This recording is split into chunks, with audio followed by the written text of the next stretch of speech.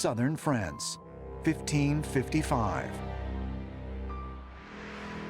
Here, a chemist and apothecary named Michel de Nostradamus publishes an almanac titled The Prophecies. In it, he writes more than 1,000 four-line poetic verses called quatrains, verses that seem to predict the future. Michel de Nostradamus, at an early age, began having visions. He would stare into the water in a bowl, and he would begin to see visions of what he thought was the future. At the time that he was doing this, seeing into the future was considered witchcraft, and he risked being called a warlock and being taken by the Inquisition and basically killed. So what he did was he massed his visions in quatrains, four-line prose poems, which he hid the future very carefully so that you wouldn't really understand the quatrain until after the event had occurred. Some people say that he channeled his prophecies. I think he just went into either a higher state of consciousness or a very deep meditative state, and he was seeing things that he then would write about.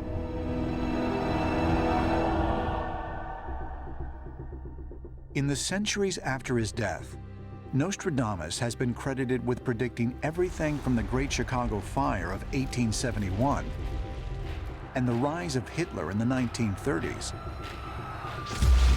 to the dropping of the atomic bomb on Hiroshima in 1945. Nostradamus was able to access information which was not available to any of his contemporaries. As such, he was identified as a visionary, a seer, a prophet, whatever name we want to give him.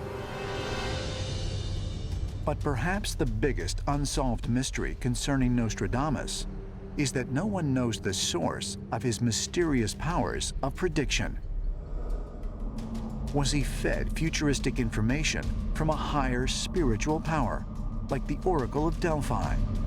Or was he obtaining his uncanny knowledge from an otherworldly or extraterrestrial origin? We know that he somehow was able to train his brain to really make contact with something out there. Now, science is going to try and give this various names, whether it is zero-point energy, the zero-point field, a different dimension, whatever it is.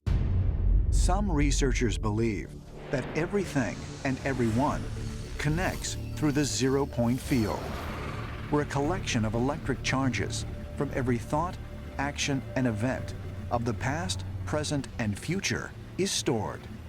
The zero-point field is thought to be where everything that ever was thought, or every behavior, every action, anything that involved energy was dumped into the field, and still is.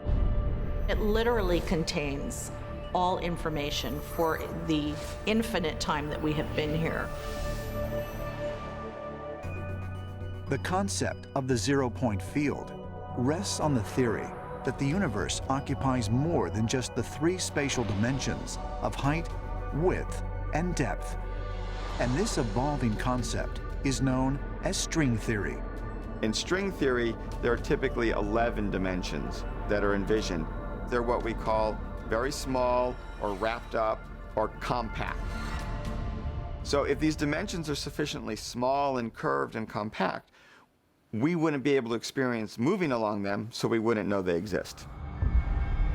But if string theory is, in fact, correct, is it possible that the zero-point field exists in another dimension, one undetected by mankind?